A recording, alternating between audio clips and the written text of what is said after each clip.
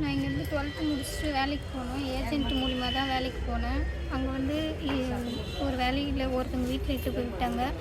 அது வந்து Karunanidhi MLA, current MLA அவரோட பையன் வீட்டில் ஆண்டோ மதிவாணன் அந்த வீட்டில் திருவான்மையூரில் இட்டு போய் நான் அப்பார்ட்மெண்ட்டில் வேலைக்கு விட்டாங்க. வேலையில் விட்டோன்னே நான் அப்போ தான் ஸ்டார்டிங் வேலைக்கு போகிறேன். புதுசாக அப்போ தான் வேலைக்கு போகிறேன். என்னால் வேலை செய்ய முடியலன்னு 2 நாள்லேயே சொல்கிறேன் அவங்கள்ட்ட. அவங்க என்ன பண்ணுறாங்க, இல்லை முடியாது நீங்கள் வேலை செய்யணும்னு சொல்லி என்னை அடித்து என் ஃபோனை பிடுங்கி வச்சுட்டாங்க. அதுக்கப்புறம் எங்கள் அம்மாவுக்கு ஃபோன் பண்ணணும், நான் என்னால் இங்கே இருக்க முடியாதுன்னு சொல்லும்போது என்னை பிளாக்மெயில் பண்ண ஆரம்பித்தாங்க. இந்த மாதிரி நான் உங்கள் அம்மாவை சாவடிச்சிருவேன், உன் தம்பி சாவடிச்சிருவேன், நீங்கள் வேலை செஞ்சு தான் ஆகணும், இல்லைனா உங்கள் குடும்பத்தையே நான் ஒன்றும் இல்லாமல் பண்ணிடுவேன்னு சொல்லி என்னை பிளாக்மெயில் பண்ணாங்க. பிளாக்மெயில் பண்ணிவிட்டு இப்போ உங்கள் அம்மா வருவாங்க, ஏஜென்ட் மூலிமா 6 மாதத்துக்கு நீ அக்ரிமெண்ட் போடணும், நீ கையெழுத்து போட்டே ஆகணும், நீ கையெழுத்து போடலைன்னா நான் என்ன நடக்கும்னே தெரியாது, நாங்கள் வந்து எம்எல்ஏ வீடு, எங்கள்கிட்ட பவர் இருக்குது, நாங்கள் என்ன வேணால் பண்ணுவேன் அப்படின்னு சொன்னாங்க. அதுக்கப்புறம் எங்கள் அம்மா வந்ததுக்கப்புறம் அந்த அக்ரிமெண்ட்டில் கையெழுத்து போட்டே ஆகணும் அப்படின்றதுனால எங்கள் அம்மாக்கிட்டையும் சொல்ல முடியல. ஏன்னா என்னை அவ்வளோ ஒருத்தரும் பிளாக்மெயில் பண்ணி வச்சுருந்தாங்க. நான் கையெழுத்து போட்டேன். அவங்க சொன்னாங்க, என்கிட்ட நம்பிக்கை கொடுத்தாங்க, 6 மாதம் நீ செய்யுமா, உன்னை உடனே அமுச்சிருவோம், வேறு பொண்ணு வந்த உடனே உன்னை அமுச்சிருவோன்னு சொல்லி தான் என்னை இது பண்ணாங்க. அன்றைக்கி ஒரு நாள் என் கன்னத்தில் அரைஞ்சவங்க தான்.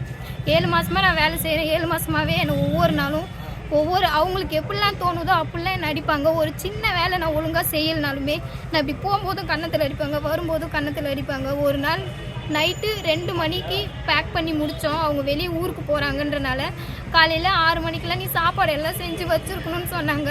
நான் 2 மணிக்கு தான், நீ படுத்து தூங்கணும்னு அவசியமே கிடையாது, யாராலுமே தூங்காமல் இருக்க முடியாது. 2 மணிக்கு நான் படுத்தேன். காலையில் எழுந்திருக்க முடியல, 7 மணிக்கு தான் நான் எழுந்தேன். என்னால் சாப்பாடு செஞ்சு ரெடி பண்ணி வைக்க முடியலன்றனால அவங்க ஹேர் ஸ்ட்ரைட்டிங் வச்சு என் கையில் ஃபுல்லாக காயம் பண்ணிவிட்டு வீட்டில் விட்டுட்டு போனாங்க. இதுக்கான ட்ரீட்மெண்ட்டு எவ்வளோ கொடுமைப்படுத்தினாலும் எவ்வளோ பிளட்டு வந்தாலுமே என்னை ஹாஸ்பிட்டலுக்கு கூப்பிட்டு போக மாட்டாங்க. நானாக தான் சரி பண்ணிக்கணும், மஞ்சத்தூளோ இல்லை ஏதோ வச்சு நானாகவே கையை கட்டிக்கிட்டு அப்படி தான் வேலை செஞ்சிட்டு இருந்தேன்.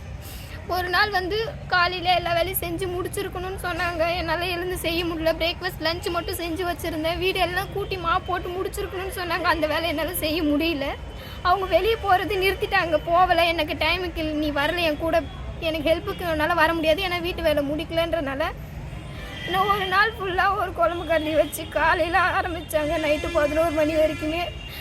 அதால் என்னை அடித்தாங்க. என் தலையில் வாயிலேருந்து பிளட்டு வருது. என்னை விட்டுருங்க, நான் கெஞ்சுறேன், என்னை விட்டுருங்க, நான் வீட்டுக்கு போகிறேன், என்னை விட்டுருங்கக்கா, என்னால் முடியலன்னா உங்கள் காலை பிடிச்சி கெஞ்சுறேன். அப்படியும் விடலை. போய் மூஞ்சி கழுவிடுவான்னு சொல்லி என்னை அடிக்கிறாங்க. என்னோட ஜஸ்டில் எவ்வளோ ஒருத்தர் அடிச்சிருக்காங்க, என்னால் சொல்ல முடியல. நைஃப் வச்சு என் கழுத்து கீறி எல்லாம் பண்ணியிருக்காங்க. நியூஸ் பேப்பரில் வேலை பற்ற வச்சு என் வாய்க்கிட்ட எரிச்சு ஃபுல்லாக. இதுக்கு கூட ட்ரீட்மெண்ட்டுக்கு எங்கேயுமே கூப்பிட்டு போக மாட்டாங்க. ஒரு டேப்லெட்டு கொடுக்குறதோ எதுவுமே கொடுக்க மாட்டாங்க. நானாகவே சரி பண்ணிக்கணும். இவ்வளோ அடிக்கிறாங்க, என்னால் வேலை செய்ய முடியல அப்படின்னு சொன்னாலுமே ஏன் வேலை செய்யலைன்னு மறுபடியும் அடித்து அடுத்துலேயே திரும்பவும் அடிக்கிறாங்க.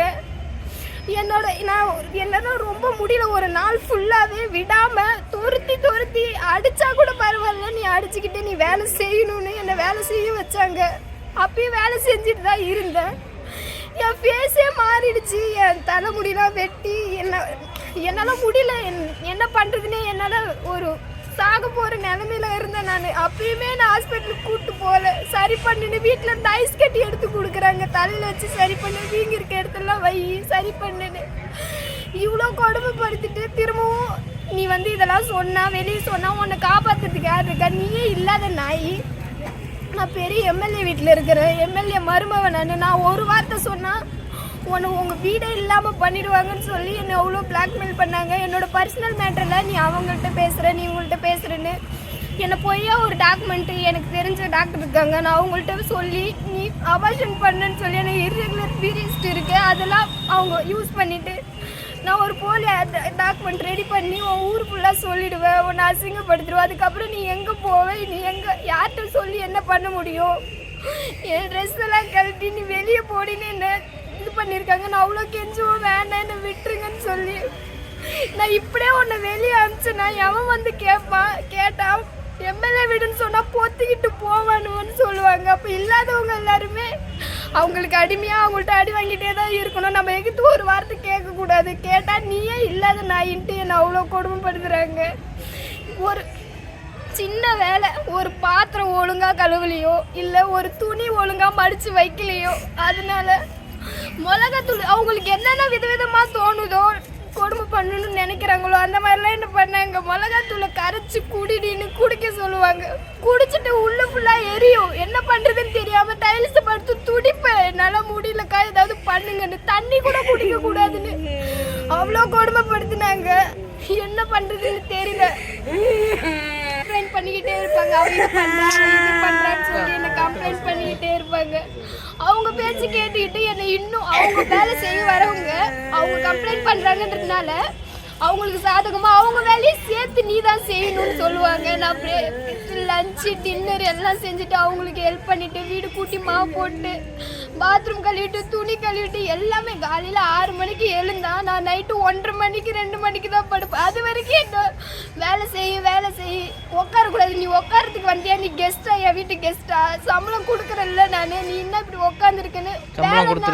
இன்ன வரைக்கும் 1 ரூபா கூட என் கையில் கொடுத்ததே இல்லை. 7 மாதம் வேலை செய்கிறோம், 1 நாள் சம்பளம் கூட எனக்கு கொடுத்ததே இல்லை. நம்ம வீட்டில் எல்லாரும் வேலைக்கு போனால் வேலை செய்வாங்க, அவங்களால முடிஞ்சாதான் செய்வாங்க, முடியல செய்ய மாட்டாங்க.